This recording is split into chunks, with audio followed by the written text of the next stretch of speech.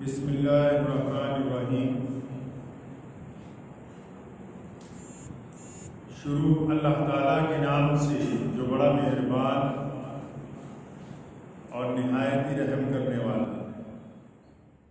यौम शहादत इमाम हुसैन रज़ी अल्लाह ताला अन्हु के मौजू पर आप हज़रात से गुफ्तगू हुई। सैयदना इमाम हुसैन रज़ियल्लाहु ताला अन्हु को खिराज अक़ीदत पेश करते हुए किसी ने कहा है कि जिनको धोखे से कूफा बुलाया गया, जिनको धोखे से कूफा बुलाया गया, जिनको बैठे बिठाए सताया गया, जिनके बच्चों को भूखा सुलाया गया, जिनकी गर्दन पे खंजर चलाया गया, उस हुसैन इब्ने हैदर पे लाखों सलाम, उस हुसैन इब्ने हैदर पे लाखों सलाम।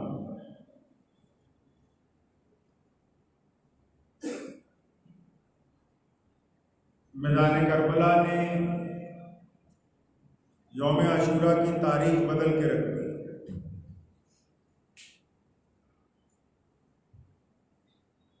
कुछ ऐसे लोग हैं गिनती के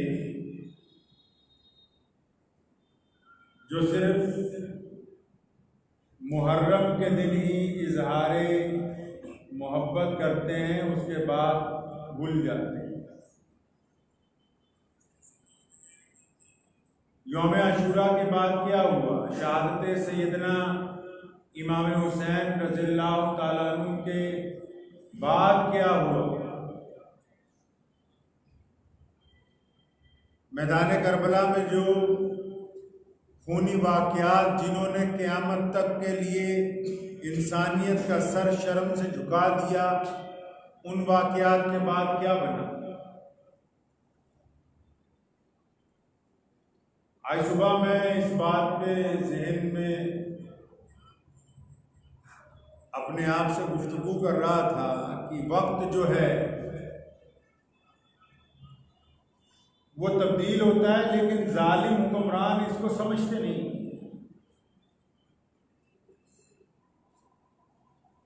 कुरान पाक में अल्लाह ताला ने कहा है इन्नमा युअख्खिरुहुम, और हम उनको मोहलत देते हैं।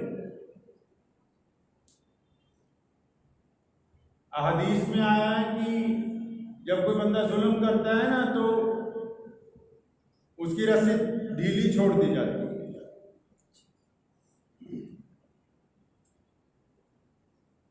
इंसानी तारीख इस बात की गवाह है, दुनिया भर में जितने हुक्मरान हैं वो जब ताकत की कुर्सी पर बैठते हैं तो वो ये बात भूल ही जाते हैं कि एक वक्त आएगा कि ये कुर्सी नीचे से निकल जाएगी।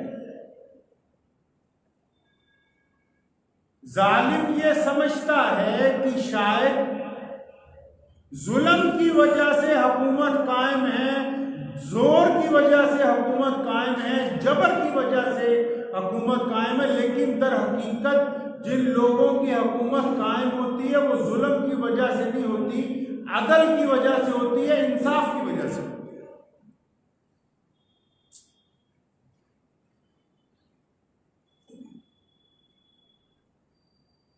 वक्त का हुक्मरान जब गलत फैसले करता है ना, उसे इस बात का यकीन होता है कि अब नमरूद ने कहा नऊज़ बिल्लाह कि मैं खुदा हूं, हजारों लोग कत्ल करवाए, कहने लगा मैं खुदा हूं, मेरी मर्जी है ना जिसे जिंदा रखूं, मेरी मर्जी है जिसे मर्जी मार दूं, मैं चाहूंगा तो जिंदगी दूंगा, मैं चाहूंगा तो उसको छोड़ दूंगा। तो उसकी इबरतनाक मौत ऐसी आई, अल्लाह ने हुक्म दिया एक मच्छर को कि इसके नाक में घुस जा, नक्कर एक मच्छर जो है वो नाक में गया और दिमाग में दाखिल हो गया। वो बंदा वक्त का हुक्मरान जो कहता था कि मैं अपनी मर्जी से लोगों को जिंदगी और मौत देता हूं, एक मच्छर की वजह से पागल होकर हलाक हो गया। फिरौन ने एक दो नहीं, सबसे छोटी जो दलील है अहादीस की किताबों में वो 18,000 बच्चों की है, और अगर दीगर मुहद्दिसीन को माने 70,000 बच्चों का कत्ल करवाया कि इनमें हजरत मूसा अलैहिस्सलाम ना हो। और अल्लाह ने फिर उसके घर में ही अपने नबी की परवरिश करवा के दिखाई कि देखो, जिसको अल्लाह रखना चाहे उसको कोई और नहीं उठा सकता।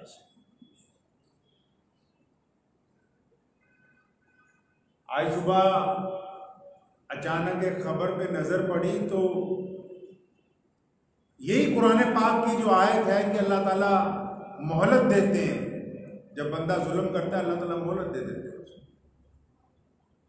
तो अचानक एक अखबार की खबर सामने आई, उसमें लिखा था कि एक डायरेक्टर जनरल ऑफ पुलिस जो अभी साबका बना है, अभी अभी आज वो मफरूर है और उसी की पुलिस उसे तलाश रही है। अभी चंद साल पहले जो बंदा उस कुर्सी पर बैठा है, जो जिसको मर्जी चाहे अंदर करे, जिसको मर्जी चाहे उठा के बाहर कर दे, और आज उसी के महकमे के अफराद उसे तलाश रहे हैं कि तुम्हें अब अंदर करना है क्योंकि अदालत का हुक्म आ गया। दूसरों को जमानत देने वाला अपनी जमानत की अर्जी लगा रहा है। अल्लाह ने कहा ना कि जब हम वक्त पलट देते हैं तो बड़े बड़े हैरान रह जाते हैं कि ये कुर्सी निकल कैसे गई नीचे से। तभी तो अल्लाह जी कहते हैं बार बार कि बंदे, हमें आजिज़ी पसंद है। अल्लाह ताला ने बार बार इंसान को समझाया है कुरान पाक में और अपने नबी अलैहिस्सलाम के जरिए बार बार समझाया कि मेरे बंदे, मुझे आजिज़ी पसंद है। तू पावरफुल होने के बाद, ताकत में होने के बाद, जवानी की ताकत में होने के बाद, दौलत की ताकत में होने के बाद, घर का सरबराह बनने के बाद, बच्चों का वालिदैन बनने के बाद, अपने भाइयों का बड़ा बनने के बाद, अगर तू सर झुका के उनसे मिलेगा, उनसे मोहब्बत से पेश आएगा, उनसे प्यार करेगा, तो अल्लाह फरमाते हम तेरी इज्जतें बुलंद कर देंगे। लेकिन अगर जुल्म करने वाला होगा तो उस वक्त को, जमीन के तख्ते को तुम्हारे पैरों के नीचे से निकाल दिया जाएगा बाहर।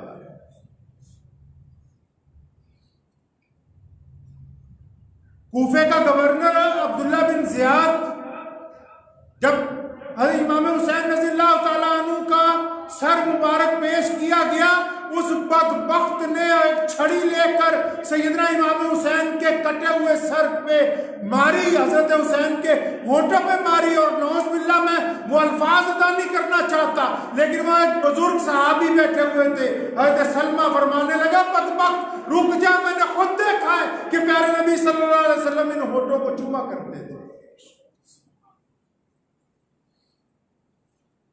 उन्होंने खुद कहा कि बाज आ जाओ जुल्म से। और फिर क्या हुआ? जिस खलीफा ने, बादशाह ने सैयदना इमाम हुसैन रज़ियल्लाहु ताला अन्हु को इसलिए शहीद किया कि मेरे हाथ पर बैत कर लो, मेरी मान लो, मुझे हुकूमत दे दो, वो ये समझता था कि सदियों तक यजीद जिंदा रहेगा। वो ये समझता था कि लंबी हुकूमत मैं करूंगी। 4-5 साल में, अक्सर मौरखीन ने लिखा है 3 साल में पूरी यजीदियत का बेड़ा गर्क हो गया, खुद भी मारा गया, 5 बेटे भी मारे गए, नामो निशान खत्म हो गया उसी जगह। कोई पूछने वाला नहीं था यजीद।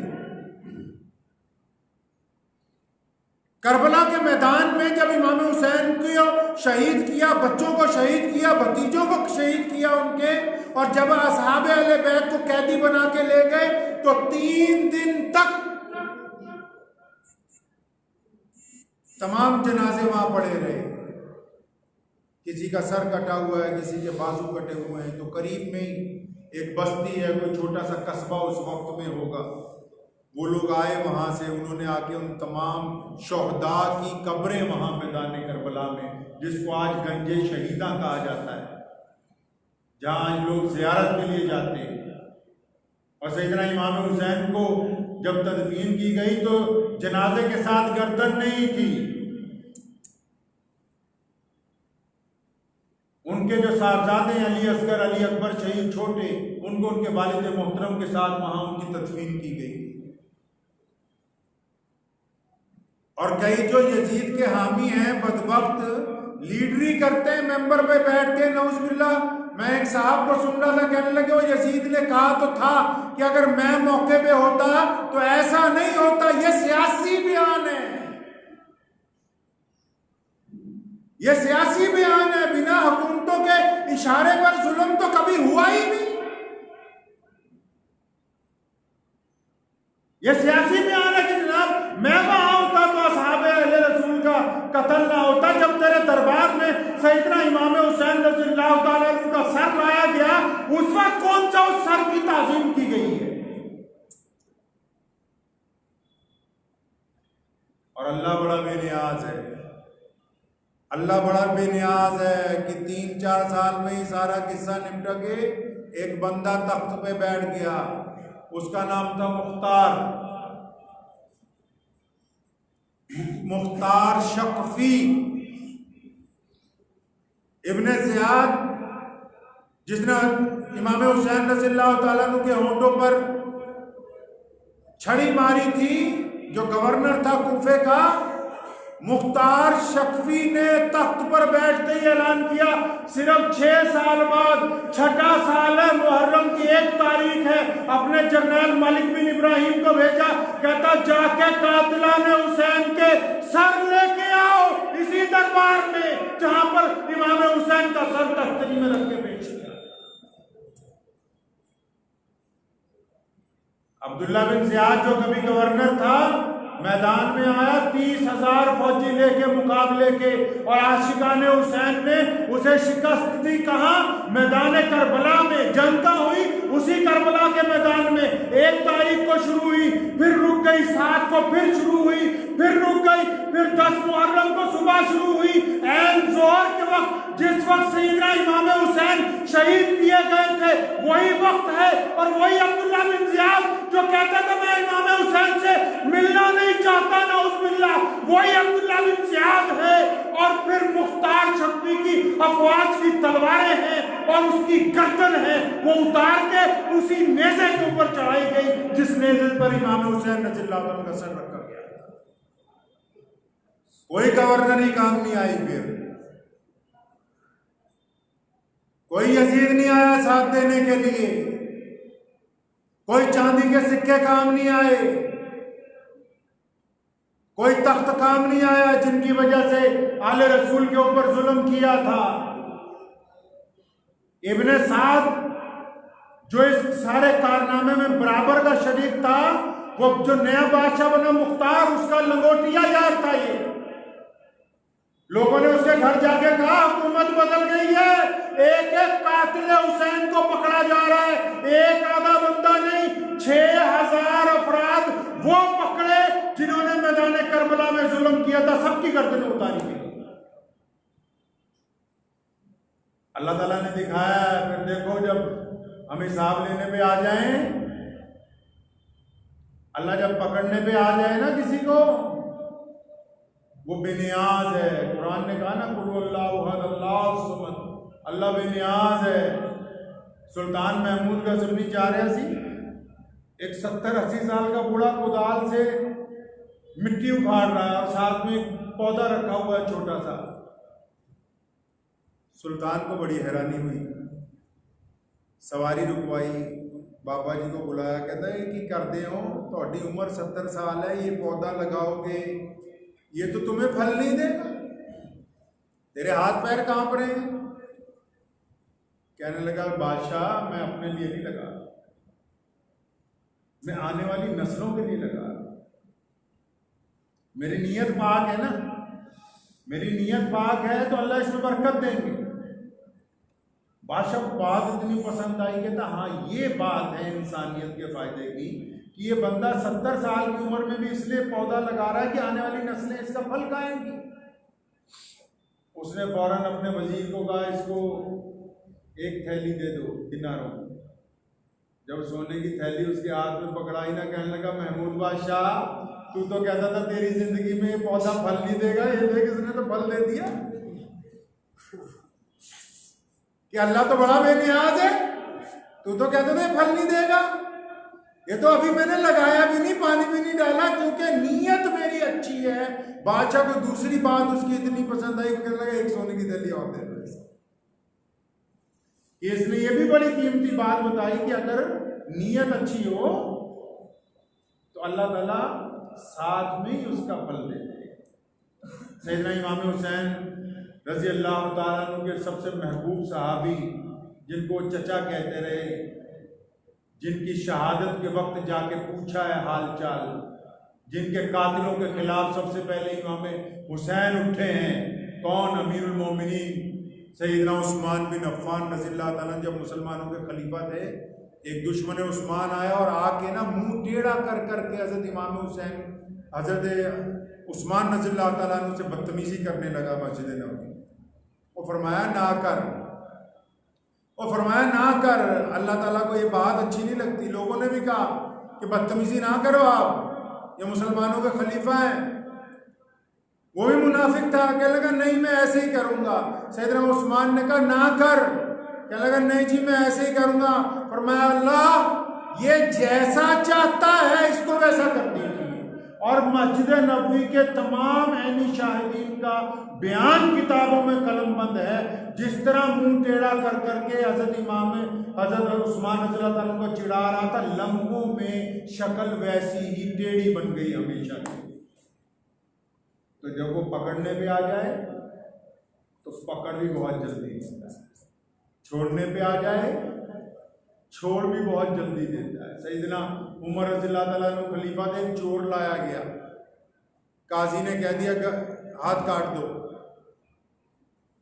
चोर कहता कि मुझे एक दफ़ा खलीफा से भी मिलवा दो, जज ने तो कह दिया काट दो। खलीफा के पास गए, उमर को कहने लगा जनाब आप अगर हुक्म दे दें ये हाथ कटने से बच जाएगा।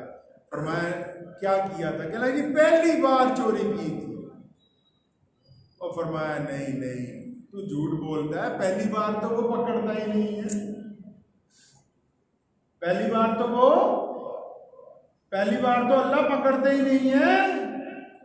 ये तो बंदा जब अपने जुल्म की इंतहा पर पहुंचता है, जुल्म की इंतहा जब तमाम हुदूद पार कर देता है, तब पकड़ आती है दुनिया के अंदर। ऐसे तो वो छेड़ता ही नहीं है। तो मुख्तार बादशाह ने कहा कि उसे भी पकड़ के लाओ साथ। अब्दुल्ला बिन ज़ियाद की गर्दन उतार के पेश की गई, कहने लगा दूसरा बड़ा गुंडा वो है उसे भी पकड़ के लाओ। पकड़ के ले आए। जब फौज गई पकड़ने के लिए तो उसका बेटा कहने लगा जाके बादशाह से कहो कि मेरे अब्बा जी तो अब गोशा नशीन हो गए, अल्लाह अल्लाह करते हैं, वो आ नहीं सकते। जनरल ने आके बताया कि जनाब वो इब्ने साद कहते हैं कि मैं तो गोशा नशीन हो गया। फरमाया अच्छा अब भेड़िया जो है वो भी नमाजी हो गया। लोमड़ी ने भेड़िए को कहा ना हुजूर सामने शिकार खड़ा कर लीजिए। भेड़िया कहता नहीं नहीं बहन अब हम नहीं करते। कहती नहीं बादशाह ऐसा कहो कि मैं बूढ़ा हो गया, अब शिकार करने की हिम्मत नहीं रही। ये ना कहो कि ये गोशा नशीन हो गए, यूं कहो कि तख्तो ताज बदल गए हैं। कल जिस तख्त पर दुश्मन हुसैन बैठे थे आज उस तख्त पर गुलामान हुसैन बैठे हुए हैं, इसलिए तुम गोशा नशीन हो गए हो।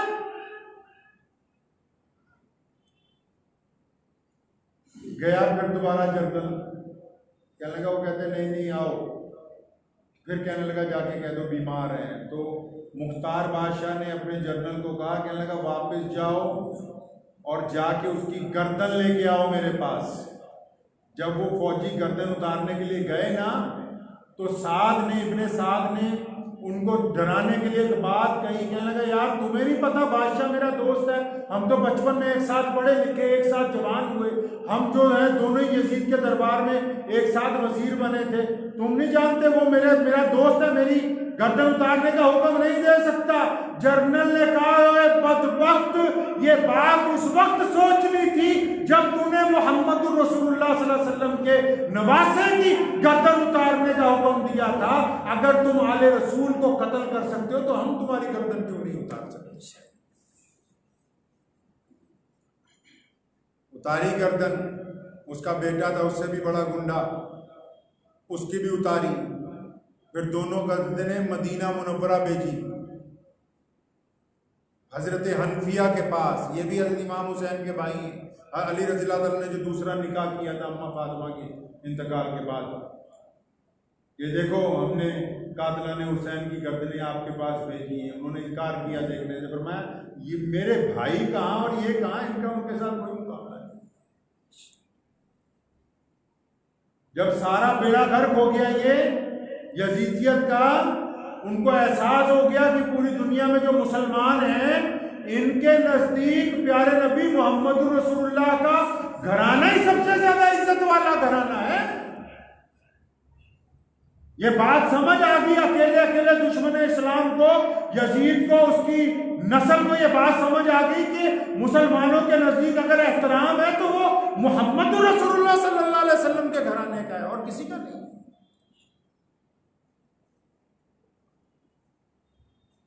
इमाम हुसैन रज़ियल्लाहु ताला अन्हु की नस्ल में से कौन बचा? हजरत अली, जिनको ज़ैनुल आबिदीन कहते हैं, उनका नाम अली है। इमाम हसन हुसैन रज़ियल्लाहु ताला अन्हु के जो बेटे हैं उनका नाम अली रखा गया। लेकिन जब मदीना मुनव्वरा वापस गए हैं, अहले मदीना ने अश्कबार आंखों के साथ जो उनका इस्तकबाल किया है, जब अपने नाना प्यारे नबी हज़रत मोहम्मद रसूलुल्लाह सल्लल्लाहु अलैहि वसल्लम के रोज़े पर गए, उसके बाद मदीना मुनव्वरा से कुछ फासले के ऊपर जाके घर बना लिया। अब तो अब्दुल्ला बिन मरवान जो था मक्के का गवर्नर, वो हज करने गया, वो चाहता है कि मैं हजर अस्वद को चूम लूं, भीड़ इतनी है मौका नहीं मिलता। इतनी देर में देखता है कि एक और आदमी आया, तो उसके लिए लोग जो हैं हटने लग पड़े, एक दूसरे के बाजू पकड़ के रास्ता बना रहे हैं। तो उसने वहां फरजक एक शायर था, वो खड़ा था, उससे पूछा, कहने लगा ये कौन है? पता था उसे, गवर्नर को पता है कि इमाम हुसैन रज़ियल्लाहु ताला अन्हु के बेटे। कहने लगा ये कौन है जिनके लिए लोग रास्ता खुद ब खुद छोड़ रहे हैं, हमें तो हजर अस्वद तक पहुंचने के लिए इजाजत नहीं है। तो फरमाने लगा ये वो हैं जिनके नाना के हुक्म पर लोग हजर अस्वद को चूमते हैं। तो पूछता है ये कौन है? मुसलमानों में ये जो बैत का सिलसिला शुरू हुआ, जो हाथ में बैत करते हैं वलियों के पास जाके, बुजुर्गों के पास जाके, वो भी मैदान करबला से निकला। करबला के वाकयात में एक जरूरी बात यह है कि जब तमाम 14 की कब्रें बन गई और वहां जो मुसलमानों का जालिम हुक्मरान उस वक्त था यजीद, उसके दरबार में बीबी ज़ैनब जब वहां से चली है वापस मदीना मुनव्वरा के लिए, बाज़ मुअर्रिखीन कहते हैं कि सैयदना इमाम हुसैन का जो सर मुबारक है वो मदीना मुनव्वरा में उनकी अम्मी जान सैयदना फातिमा ज़हरा रज़ियल्लाहु ताला अन्हा की कब्र मुबारक के साथ दफन किया गया। बाज़ मुअर्रिखीन कहते हैं कि दिमश्क में ही दफन किया गया। लेकिन सबसे मजबूत रिवायत है कि मिस्र में काहिरा के अंदर मस्जिद हुसैन है, तो उस दौर का एक बहुत बड़ा आदमी था, उसने वो सर मुबारक कई हजार दिरहम में हुकूमत से लेके वहां ले जाके दफन किया, जहां आज बहुत बड़ी मस्जिद और हजरत का रोजा सर मुबारक का जो है वो मिस्र में काहिरा के अंदर बना हुआ है। पूरी दुनिया से लोग वहां जाते हैं, ज़ियारत करते हैं। तो इमाम ज़ैनुल आबिदीन जब मदीना मुनव्वरा पहुंचे तो मदीना मुनव्वरा से बाहर डेरा लगा दिया। अब वो रसूलुल्लाह सल्लल्लाहु अलैहि वसल्लम के घराने के हैं। अब लोगों ने क्या काम शुरू किया, जो भी बंदा मदीने जाता है, मक्के जाता है हज करने, मदीने जाता है रौज़े रसूल, जब रौज़े रसूल पे सलाम से फारिग होता है तो आले रसूल को कहाँ मिलना है? आले रसूल तो इमाम ज़ैनुल आबिदीन है रज़ियल्लाहु ताला अन्हु, उनके अलावा कौन है? तो लोग वहां जाने लगे। पहले बैत होती थी हमारे यहाँ खिलाफत की, एक ही बंदा खलीफा होता था, वो अल्लाह का भी खलीफा होता था, हुकूमत का भी खलीफा होता था, वो रसूलुल्लाह का भी खलीफा होता था, फौजों का भी खलीफा होता था। लेकिन यजीद मरदूद के इस कारनामे की वजह से जो सिलसिला बैत शुरू किया वो लोगों ने इमाम ज़ैनुल आबिदीन रज़ियल्लाहु ताला अन्हु के हाथ पर शुरू किया। जब देखा कि तख्त पर तो जालिम बैठ गए, अब दीन की बैत किससे करें, अब इस्लाम की बैत किससे हो? ये पूरी दुनिया में जो बड़े बड़े अल्लाह वाले देखते हो ना, चाहे वो इमाम मुजद्दिद अल फसानी हो, चाहे वो ख्वाजा मोइनुद्दीन चिश्ती हो, चाहे वो साबिर कलियनी रहमतुल्लाह अलैह हो, चाहे वो हजरत बल हो, चाहे वो कंधार के सबसे बड़े वली हो, चाहे पूरी कायनात का कोई भी वली जो कहता है मैं मुजद्दिदी हूँ, मैं चिश्ती हूँ, मैं नक्शबंदी हूँ, मैं सुखरवर्दी हूँ, वो जो भी है ये सारे के सारे इमाम ज़ैनुल आबिदीन की बरकतों से। क्योंकि लोगों के साथ पहली बैत उन्होंने लेनी शुरू की कि लोगों, बादशाह अगर हिल गए अपनी जगह से, तुम हमारे नाना के दीन को कायम रखना, तुम हमारे नाना के दीन को कायम रखना। बड़े बड़े वली उस वक्त का कुतुब अब्दाल तमाम के तमाम बराह रास्त या बिलवास्ता, चाहे वो इमाम अबू हनीफा है, चाहे अहमद बिन हम्बल हैं, चाहे वो हसन बसरी हैं। अब बादशाह ने जब देखा ना, गवर्नर ने, कि ये तो मोहम्मद रसूलुल्लाह सल्लल्लाहु अलैहि वसल्लम के घराने का बच्चा इतनी दूर बैठा है, वहां भी लाखों दुनिया जाती है और इतना सामान होता था, इतनी बरकतें अल्लाह ने अता फरमाई थी कि रोज रात को उनके बेटे इमाम जाफिर सादिक फरमाते हैं कि रातों को मेरे अब्बा अपने कंधों पर बोरियां लाद के अनाज की, दौलत की मदीने जाया करते थे गरीबों को बांटने। मैंने एक दिन कहा, अब्बा जी मुझे खिदमत का मौका दें, इन गुलामों को खिदमत का मौका दीजिए। तो इमाम ज़ैनुल आबिदीन ने बड़ी तारीखी बात कही, कहने लगा बेटा मैं जिन लोगों को देना चाहता हूं ना, उनकी पर्दादारी है, और तुझे उनके नाम बताऊंगा जिनको दे रहा हूं, उनकी इज्जत में फर्क आ जाएगा। आज तो यहाँ छोटी सी चीज देनी हो, साथ भी हम मोबाइल तैयार रखते हैं कि फोटो खींच लो, आटे की थैली दे रहे हैं, चाय का कप पिला रहे हैं। क्या बात कही, फरमाया बेटा अगर तुझे भी दे दिया तो उन लोगों की बेपर्दगी हो जाएगी, ये मेरा ही काम है, मुझे ही करने हैं। तो एक दिन क्या हुआ, उनकी हक पसंदी की वजह से वलीद ने उनको फिर गिरफ्तार कर लिया। एक दो दफा नहीं गिरफ्तार किया आले रसूल को, ये इनकी बदबख्ती ही तो है, तभी तो अल्लाह की तरफ से पकड़ आती है इन पे बार बार। जिन्होंने रसूल करीम सल्लल्लाहु अलैहि वसल्लम के शहजादों से ज्यादतियां की हैं, वो न कायनात में माफ किए जाएंगे, ना क़यामत वाले दिन उनको कोई माफी दी जाएगी। वक्त भी हो गया, लेकिन आखिरी वाकया मैं आपको तारीखी सुनाता चलूं। इमाम ज़ैनुल आबिदीन को गिरफ्तार कर लिया वलीद के दौर में एक बार फिर, क्या आप इतना सच क्यों बोलते।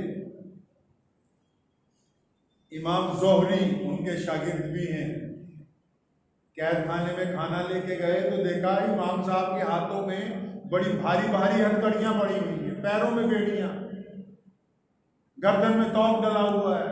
देख के रोने लग पड़े। कुर्बान जाऊं, इमाम ज़ैनुल आबिदीन ने फरमाया रोता क्यों है, क्या बात हो गई। फरमाया लगा हजरत ये आजमाइश कब तक चलेगी। रो इसलिए रहा हूं कि आपके इतनी बेड़ियां पहनाई हुई हैं। जब रोते हुए देखा ना तो करीब बुलाया, फरमाया यहाँ आओ करीब में बुलाया। जब तौक में हाथ डाला, बेड़ियों को पकड़ा, फरमाया अल्लाहु अकबर। जितनी बेड़ियां थी टूट के नीचे गिर गई तस्बीह के दानों की तरह। फरमाया ज़ोहरी ये मेरे अल्लाह की तरफ से आजमाइश है, हम अल्लाह का हुक्म मान रहे हैं, वरना दुनिया में कोई ताकत नहीं है जो आले रसूल को बेड़ियां पहना सके। ऐसी कोई ताकत नहीं है।